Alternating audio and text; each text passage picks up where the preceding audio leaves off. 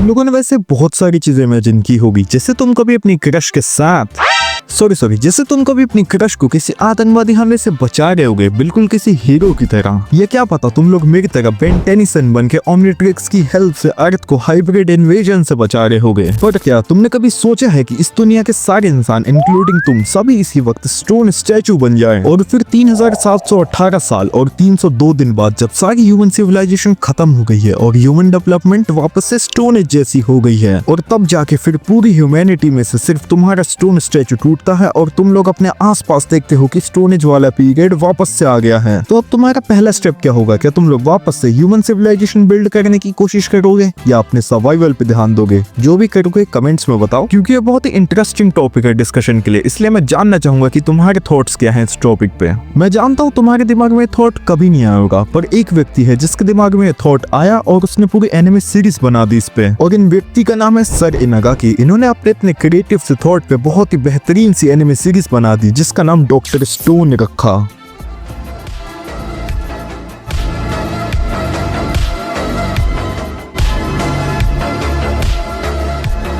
Doctor stone की मांगा series को लिखा रिचिरो इनागाकी ने है और उसे इलस्ट्रेट एक साउथ कोरियन आर्टिस्ट जिनका नाम बोची है उन्होंने किया है। इसकी मांगा सीरीज का ओरिजिनल रन टाइम 6 मार्च 2017 से लेकर 7 मार्च 2022 तक था, जिसमें हमें टोटल 72 वॉल्यूम्स देखने को मिली थी, और ये भी ऑलमोस्ट हर फेमस एनिमे की तरह वीकली शोनेन जंप पे हमें देखने को मिलता था। इसके एनिमे सीरीज का ओरिजिनल रन टाइम 5 जुलाई 2019 से लेकर अभी यानी प्रेजेंट तक है, जिसमें हमें टोटल 3 सीजन्स देखने को मिलते हैं और इसमें टोटल 57 एपिसोड्स हैं, जिनको एनिमेट TMS एंटरटेनमेंट वालों ने किया है। और ये वही स्टूडियो है जिसने हमारे बचपन के one of the best show Superman को भी एनिमेट किया है, और ये स्टूडियो जनवरी में वापस आ रहा है डॉक्टर स्टोन के बिल्कुल नए सीजन 4 के साथ। तो इसका मतलब यही है कि इससे परफेक्ट टाइम नहीं है डॉक्टर स्टोन बिंज वॉच करने का। मैंने तुम्हें इसके प्लॉट का बहुत ही छोटा सा इंट्रोडक्शन दिया था, जिसकी वजह से मुझे ये लगता है कि तुम्हारा कुछ खास इंटरेस्ट नहीं बना होगा, और बनेगा भी कैसे। मैंने बिना सर पैर की कहानी जो बताई थी तुम्हें, बिल्कुल मेरे दोस्त की तरह। इसने मुझे 2020 की एक सुबह मैसेज किया कि भाई डॉक्टर स्टोन नाम की सीरीज है, बहुत बेहतरीन है, देख ले। तो मैंने पूछा भाई प्लॉट क्या है इसका? तो बोल रहा भाई एक सेंकू नाम का बंदा है जिसे अपना घर बनाना है, बस उसने मेरे से यही बोला। और बीइंग अ बिहारी मुझे घर बनाना कोई बड़ी बात नहीं लगती है, इसलिए मैंने ये एनिमे स्किप कर दी। पर सही बताऊं तो मेरे दोस्त ने कुछ गलत नहीं बोला था, उसने इतनी बड़ी सी लाइन बोल दी जो मेरे छोटे से दिमाग को समझ नहीं आई।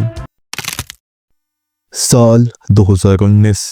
हर दिन की तरह लोग अपना काम कर रहे थे, पर पता नहीं कहां से एक मिस्टीरियस लाइट आती है और सभी ह्यूमंस को पेट्रीफाई कर देती है। पेट्रीफाई या पेट्रिफिकेशन का मतलब होता है किसी भी नॉर्मल इंसान को स्टोन स्टैचू बना देना। पूरी ह्यूमन रेस ऑलमोस्ट 3719 साल तक पेट्रीफाइड रहती है, पर अप्रैल 5738 में एक 16 साल का प्रोटेजी लड़का जिसका नाम सेंकू इसागामी है, वो बाय नेचर कह लो या बाय चांस कह लो, रिवाइव हो जाता है। अभी तुम सेंकू के बारे में इतना जान लो कि ये प्रोटैगनिस्ट है सीरीज का और बहुत ही ज्यादा इंटेलिजेंट बंदा है, या फिर मुझे ये कहना चाहिए कि ये सबसे ज्यादा इंटेलिजेंट है, क्योंकि इसके दिमाग में अभी से लेकर पिछले 2 मिलियन साल की साइंस है। ये फिजिकली तो बिल्कुल भी स्ट्रॉन्ग नहीं है, पर मेंटली सबसे ज्यादा स्ट्रॉन्ग है। तो सेंकू रिवाइव होने के बाद सीधा रिसर्च में लग जाता है कि कैसे सभी ह्यूमंस को रिवाइव करें, और ये चीज सेंकू को हम सबसे अलग बनाती है, क्योंकि अगर हम में से कोई रिवाइव होता, या हमारी बात छोड़ो हमारी जगह इस दुनिया का सबसे बुद्धिमान व्यक्ति भी रिवाइव होता, तो वो भी आगे ह्यूमन सिविलाइजेशन को कंटिन्यू नहीं कर पाता। और ऐसा मैं क्यों बोल रहा हूँ ये मैं तुम्हें एक प्रॉपर वीडियो बना के समझाऊंगा। तो अगले 6 महीने तक सेंकू की रिसर्च चलती है, पर उसके हाथ कुछ नहीं लगता है। लेकिन उसके साथ 6 महीने बाद एक बहुत ही अच्छी चीज होती है, उसका बेस्ट फ्रेंड ताइजू रिवाइव हो जाता है, और उसके बेस्ट फ्रेंड के रिवाइव होते ही उसे पता चल जाता है कि ये रिवाइवल HNO3 यानी नाइट्रिक एसिड की हेल्प से पॉसिबल है। ये रिवाइवल फ्लूइड बनाना बहुत आसान है, इसे तुम घर पर भी बना सकते हो। बस HNO3 यानी नाइट्रिक एसिड और C2H6O यानी अल्कोहल को 30-70 के रेशियो में मिक्स कर दो। केमिस्ट्री में तो तुमने पढ़ा ही होगा कि 100% अल्कोहल बनाना इम्पॉसिबल है, लेकिन अगर तुम्हें 96% भी अल्कोहल मिले तो तुम रिवाइवल फ्लूइड बना सकते हो। हालांकि इसका कोई फायदा नहीं है। तो इस रिवाइवल फ्लूइड की हेल्प से सेंको और ताइजू ने सबसे पहले strongest primate in high school named Tsukasa को रिवाइव किया, और अपनी क्लासमेट और ताइजू की क्रश यूजुरिहा को, ताकि वो ह्यूमन सिविलाइजेशन को रिबिल्ड कर सके। लेकिन यही भी एक बहुत बड़ी दिक्कत हो जाती है। जो सुकासा होता है उसे साइंटिफिक सिविलाइजेशन बनाने का प्लान बिल्कुल भी नहीं पसंद आता है, क्योंकि उसे लगता है कि इस नई दुनिया को भी वो पुराने बुरे लोग रिवाइव होकर बेकार बना देंगे। इस वजह से वो सेंको के प्लान को फॉलो नहीं करता है, बल्कि अपनी खुद की नई दुनिया बनाने में लग जाता है जिसमें सारी चीजें पावर और स्ट्रेंथ पे बेस्ड होंगी। और ऐसा करते हुए वो कितने ही पेट्रिफाइड एडल्ट्स को मार देता है जो भी उसके प्लान के लिए थ्रेट थे। और इसी बीच सुकासा को पता चलता है कि सेंकू कुछ ऐसे भी वेपन्स बना सकता है जो कि उसे मार सकते हैं, इसलिए वो रिवाइल्ड फ्लूइड का फॉर्मूला पता चलते ही सेंकू को ऑलमोस्ट मार ही देता है। पर उसे लगता है कि उसने सेंकू को सक्सेसफुली मार दिया है, इसलिए वो अपने खुद की फैक्शन बनाने में लग जाता है। और वही दूसरी तरफ सेंकू नियर डेथ एक्सपीरियंस करने के बाद निकल जाता है अपना खुद का किंगडम ऑफ साइंस बनाने, ताकि वो सुकासा को रोक सके। तो ये तो था इस सीरीज का माइनर सा प्लॉट। और हाँ, मैं तुम्हें एक चीज गारंटी के साथ बता रहा हूँ, तुम एक बार ये सीरीज देखना तो स्टार्ट करो, तुम्हें बहुत मजा आने वाले हैं। और इस सीरीज के साथ ही तुम्हें इसके कैरेक्टर्स भी बहुत पसंद आएंगे। जैसे बात करें सेंकू की, ये सीरीज का प्रोटैगनिस्ट है और ये बाकी प्रोटैगनिस्ट से बहुत ही अलग है। सबसे पहली चीज जो इसे बाकी प्रोटैगनिस्ट से अलग बनाती है वो है अनवेवरिंग एंड प्रैग्मेटिज्म थिंकिंग। सेंकू बाकी प्रोटैगनिस्ट की तरह नहीं है कि इमोशंस और आइडियलिज्म में बह जाए, बल्कि ये लॉजिकल और साइंटिफिक मेथड से सोचता है। वो अपना हर एक मूव बहुत ही कैलकुलेटेड और एनालिटिकल माइंडसेट से करता है, चाहे वो लाइफ और डेथ सिचुएशन ही क्यों ना हो। और ये चीज तुम सीरीज में देखोगे भी। मैं बस अभी इसलिए नहीं बता रहा हूँ क्योंकि तुम्हें स्पॉयलर्स मिल जाएंगे, बट हाँ, कैरेक्टर एनालिसिस वाली वीडियो में मैं जरूर बताऊंगा ये चीज। दूसरी चीज जो उसे सबसे अलग प्रोटैगनिस्ट बनाती है वो है extreme intelligence and scientific proves. देखो, सेंकू की इंटेलिजेंस बस नाम की नहीं है, बल्कि उसने कंसिस्टेंटली दिखाया है एडवांस टेक्नोलॉजी बना के, वो भी बिल्कुल स्क्रैच से, बिना कुछ ज्यादा रिसोर्सेज के। और यही उसकी साइंटिफिक नॉलेज उसे सबसे यूनिक प्रोटैगनिस्ट बनाती है compare to those who are driven by physical strength और magical abilities. Third, relentless determination and persistence. Senku के पास इनक्रेडिबल लेवल ऑफ रेजिलियंस, यानी एक ऐसी एबिलिटी जिससे कितना भी बुरा हो सेंकू के साथ पर वो हमेशा खुश रहता है। और परसिस्टेंस है, तुम लोग सीरीज में देखोगे कि सेंकू के सामने कितनी बड़ी दिक्कतें आती हैं पर वो तब भी गिव अप नहीं करता है अपने गोल से। उसे देख के ऐसा लगता है कि उसने अपनी लाइफ का एम बना लिया है सभी ह्यूमंस को रिवाइव करने का। देखो यार, अभी भी ऐसे बहुत सारी चीजें हैं जो कि सेंकू को सबसे अलग प्रोटैगनिस्ट बनाती है, पर मैं उन सब चीजों के बारे में अभी नहीं बात करना चाहता हूँ क्योंकि ये एक रिव्यू वीडियो है, तो इसे मैं वैसे ही रखना चाहूंगा, ना कि कोई कैरेक्टर एनालिसिस वीडियो बनाना चाहूंगा। अब बात करें इसके एंटागनिस्ट सुकासा की, तो ये मुझे बहुत ही ठीक एंटागनिस्ट लगा। मतलब ऐसा भी नहीं था कि बहुत ही अच्छा है या बहुत ही बेकार, ऐसा मान लो कि मीडियोकर से थोड़ा सा ऊपर था। इसकी बैक स्टोरी की बात करें तो ये भी बिल्कुल टिपिकल एंटागनिस्ट वाली बैक स्टोरी के साथ आता है। शॉर्ट में बताऊं तो इसकी बैक स्टोरी यही है कि बचपन में काफी ज्यादा मोलेस्टेशन होगी, इसलिए अब सबसे बदला लेना है। बट मुझे इसकी बिल्ड सही लगी और जो एटमोस्फेयर इसके आसपास बना देते थे जब भी ये आता था,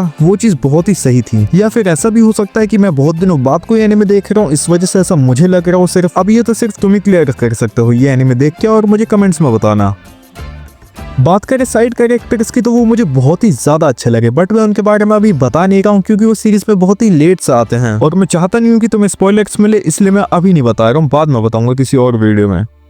म्यूजिक एंड एनिमेशन, ये दोनों ही मुझे बहुत ही ज्यादा अच्छे लगे। खासकर म्यूजिक तो कुछ ज्यादा ही अच्छा था और जिस टाइप की एनिमे है उसके हिसाब से एकदम परफेक्ट एनिमेशन है इसकी। तो बात करें कंक्लूजन की, तो ये सीरीज मुझे पर्सनली बहुत ही ज्यादा अच्छी लगी है। मैं तो बस यही बोलूंगा कि जो लोग भी यहाँ तक वीडियो देख रहे हैं, भाई प्लीज जाके एक बार डॉक्टर स्टोन ट्राई करना, बहुत ही ज्यादा अच्छी एनिमे है। बस तुम एक बार इसे थोड़ा सा टाइम देना, 4-5 एपिसोड तक, उसके बाद तुम्हें एकदम पसंद आ जाएगी एनिमे। इसकी बिल्ड बिल्कुल भी स्लो नहीं है, वो एकदम परफेक्ट है। बस आजकल इतनी ज्यादा फास्ट पेसिंग वाले एनिमे आ गई है ना कि तुम्हें ये स्लो लग सकता है, तो इसलिए भाई ये एकदम पेशेंस के साथ देखना क्योंकि तुम्हें बहुत ही ज्यादा पसंद आने वाली है। और ये एनिमे बहुत ही ज्यादा डिफरेंट कॉन्सेप्ट के साथ आती है, इसलिए भी मैं चाहूंगा कि तुम ये एनिमे देखो। ये एनिमे बहुत ही ज्यादा डिफरेंट कॉन्सेप्ट के साथ आती है और बहुत ही अच्छे कैरेक्टर्स के साथ भी, इसलिए मैं इसे अपने टॉप 5 की लिस्ट में ऐड करूंगा। बाकी अगर तुम्हारे पास कोई डिफरेंट एनिमे के सजेशंस हो तो मुझे कमेंट्स में बताओ और मैं मिलता हूँ इस वाली वीडियो में।